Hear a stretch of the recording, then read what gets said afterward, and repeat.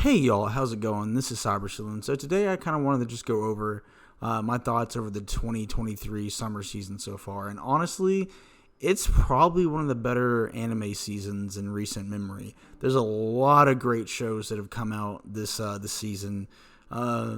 There's still some I haven't even seen. And I'm trying. Anyone who watches anime knows how difficult it is to actually keep up with a bunch of different shows. I've been managing to juggle around 5 or 6 this season, and there's still some that are airing this season that I still kind of want to get to. Assuming to catch up on Eden Zero. Big fan of that series. Love Hiro Mashima. But there's some other ones that have released that I kind of need to check out. And there's some last season, honestly, that I'm trying to catch up on. But I kind of want to just talk about my thoughts on the season overall. Again, it's one of the best anime seasons, I think, in recent memory. Definitely in years. I kind of want to go over what I thought of all the series that I kind of recommended. Kind of what my thoughts on them so far. I kind of want to go over my favorite to currently my least favorite. Just because it's my least favorite doesn't mean I'm going to drop it. But my favorite so far is the Seven Spellblades. Honestly, it's really good. It just has it's not that it has some particularly engaging stories. It's honestly just a fun show. It's literally anime Harry Potter. You have anime Hermione. It does a really good job at with the group of friends and the cast of characters it has. They're all interesting. The school itself, it's like a really charming kind of sense that you have about the place. It's like a place that you'd actually want to go. You still have a little bit of danger, some of the upper, you saw the latest episode that some of the upperclassmen kind of use some of the underclassmen as toys. But it's really solid so far. I really like all the characters. From the main character Oliver to basically anime Hermione, to anime Ron. It's pretty good so far. I really like it. It's probably my favorite. Again, I like the animation, but mostly it just has a really fun feel to it. It's just a fun anime. Coming off the heels of that, Bucket List of the Dead. So honestly, had I made this last week, I probably would have put it towards the bottom. But the first episode started off great. It did a good job at portraying corporate burnout. But the second half of it just kind of fell off.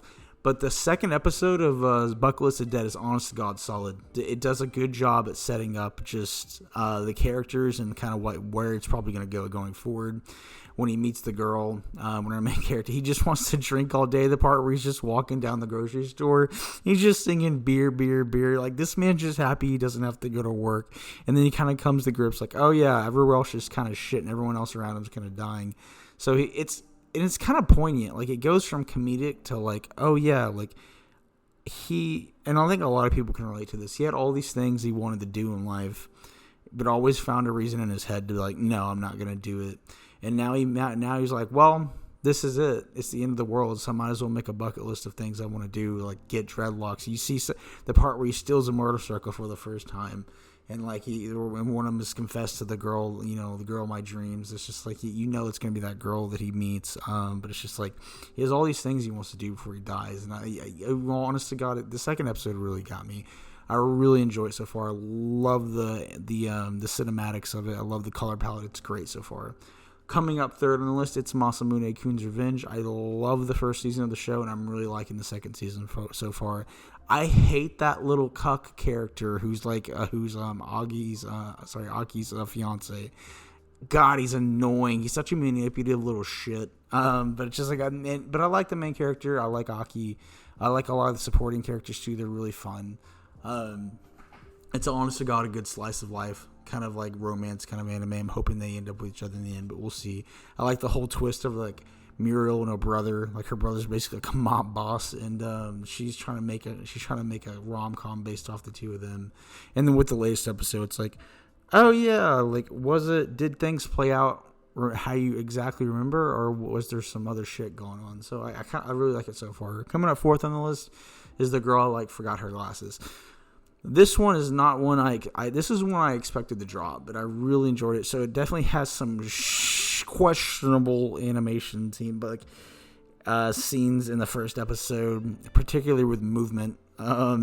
It just there are scenes where you can kind of see him moving, and everyone else is frozen in track. It's not good, but the character animation, when it's just focusing on a character or two characters, it's beautiful. It's very well animated. I like it a lot. But when it starts getting a lot of people in it, especially whatever their experimental bullshit they're trying to do with movement is not working. But the rest of it's good. I really like it. It's adorable. It's a good kind of slice of life, good kind of hopium to, inject into your villains. I like it so far. I do a lot. The second episode, I like it more. I like it a lot too. The series I'm definitely going to continue. And kind of rounding out the list is a Liar. Honestly, I really liked I like the aesthetic of it. I was like, okay. I watched the first episode, and I honest to God have no idea what the shit's going on. I'm gonna be honest with you. If you know what's going on, please let me know. I'm about to finish the second episode. But the first episode, I was like, it's just they overcomplicate things. And it's just like, oh, like it's like a world, it's like an island where a bunch of elite people go. It's hard to get in. It's like, oh, they play games. It's like, okay, that's a cool premise. And then it's just like, they over-explain the living shit out of how it works to where it's not fun. And then it's like the end, it's like, oh, you beat me, so you steal my identity. I was like, what is going on here? I was like, what the shit's going on? I'm still going to continue it. I'll give it 2 more episodes before I drop it, but I'm not impressed so far. I like the animation. It's pretty. I want to like the characters. They seem interesting, but again, it just, you've all seen it. It's just one of those anime that just don't make any sense. Like it's the characters are there, the stories are not, but it is what it is. That's what I got. That's what I think so far. The anime season, these anime studios were definitely in the kitchen this season. They were cooking, and I think they did a great job. I'll probably do like an update in a couple of weeks about where I stand on a couple of these series. So far, I'm really enjoying the shit out of them. They're really good. I honestly gotta recommend them. I do have another series in mind that I want to go over. I'm thinking it's probably going to be Don Machi.